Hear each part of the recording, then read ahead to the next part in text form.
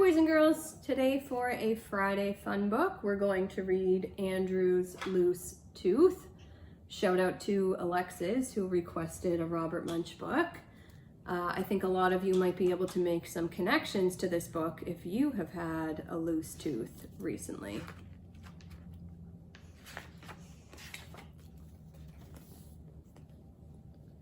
When Andrew came downstairs, there were 3 big red apples in the middle of the table, and even though he had a loose tooth, he decided to eat an apple. So he reached out, picked up an apple, shined it on his shirt, took a bite, and yelled, "Yow! Mommy, Mommy, do something about this tooth. It hurts so much I can't even eat my apple." Andrew's mother opened up his mouth and looked inside.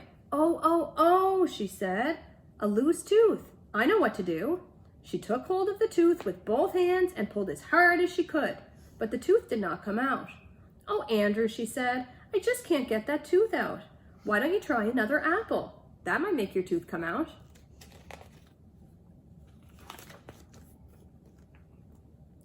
So Andrew reached out, picked up an apple, shined it on his shirt, took a bite, and yelled, "Yow! Daddy, Daddy, do something about this tooth. It hurts so much I can't even eat my apple." So Andrew's father opened up his mouth and looked inside. Oh, he said, "It's a loose tooth. I know what to do." He got a big pair of pliers and took a hold of Andrew's tooth.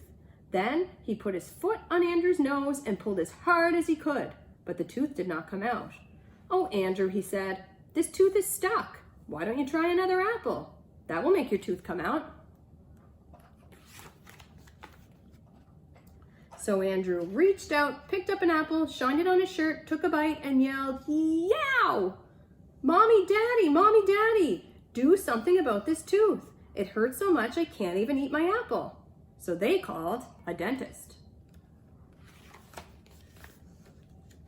The dentist came in a shiny black car. He opened up Andrew's mouth, looked inside, and said, Oh, it's a loose tooth. I know what to do." He got a big long rope and he tied one end to Andrew's tooth. Andrew said, "I know what you're going to do. You're going to tie the end of the rope to the door and then you're going to slam the door." "No," said the dentist, "I'm going to tie it to my car." He tied the other end of the rope to his car and drove away as fast as he could. When he got to the end of the rope, his whole car fell apart. The dentist stood there, just holding the steering wheel. Then Andrew's mother and his father and the dentist all said, Andrew, that tooth will not come out. You just can't eat your breakfast."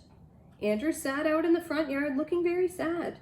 His best friend Louis came along and said, "Andrew, what's the matter?" "Oh," said Andrew, "my mother can't get this tooth out, my father can't get this tooth out, the dentist can't get this tooth out, and I can't eat my breakfast." Oh, said Louis, "I know what to do." Louis went into Andrew's house and called the Tooth Fairy on the phone. The Tooth Fairy roared up right away on a large motorcycle. Andrew looked at the Tooth Fairy and said, "If you think you're going to use that motorcycle to pull out my tooth, you are nuts." "What do you think I am?" said the Tooth Fairy. "A dentist?" She pulled Andrew's tooth out with one hand, and the tooth did not come out. She pulled Andrew's tooth with 2 hands, and the tooth did not come out. She got a large hammer from her motorcycle and clanged Andrew's loose tooth. The hammer broke in 2 pieces, and the tooth still did not come out. "Incredible," said the Tooth Fairy. "This is the first tooth ever that I can't pull out. I guess you just can't eat your breakfast." "Hold it," said Louis. "I have an idea." Louis went into Andrew's house and got a pepper shaker. Then he pushed back Andrew's head and sprinkled pepper up Andrew's nose. Andrew went, achoo! And sneezed that truth all the way across town. But the Tooth Fairy still got her tooth.